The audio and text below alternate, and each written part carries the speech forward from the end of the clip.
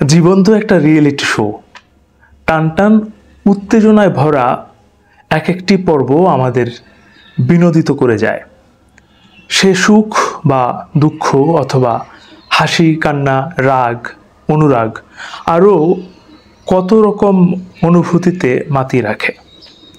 আসলে ওই অনুভূতিটাই জীবনযাপনের প্রকৃত সঙ্গী, আর কিছু নয়। এই রিয়েলিটি শোতে কিছু কিছু অংশ হয়তো বানানো চিত্রনাট্য অনুযায়ী ঘটে থাকে, আবার কিছু চিত্রনাট্যে লেখা থাকলেও পরিস্থিতি ও সময়ের অদ্ভুত জাদুগিরিতে ঘটানো হয়ে ওঠে না। সময়ের কাছে হার মেনে পরিস্থিতি সামাল দিতে অন্য কিছু ঘটে যায়, যা একেবারেই ভাবনা চিন্তার বহির্ভূত থাকে। আসলে জীবনযাপনের এই রিয়েলিটি শোয়ের মজাটা কিন্তু এখানেই। কখনো অবাক করে, কখনো হতবাক।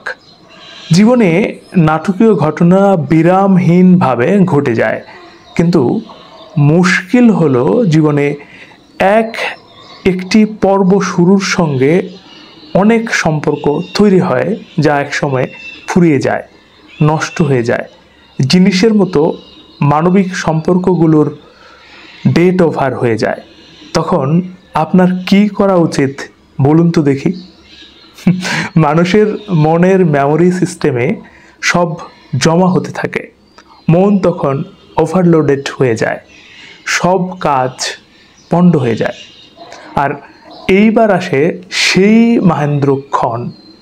আপনি ফোন বা কম্পিউটার হ্যাং হয়ে গেলে আঙুলের ডগার একটি স্পর্শে আপনার মোবাইল ফোন বা কম্পিউটারের স্টোরেজ থেকে অকেজো ফাইলগুলো ডিলিট করতে থাকেন, তাই তো?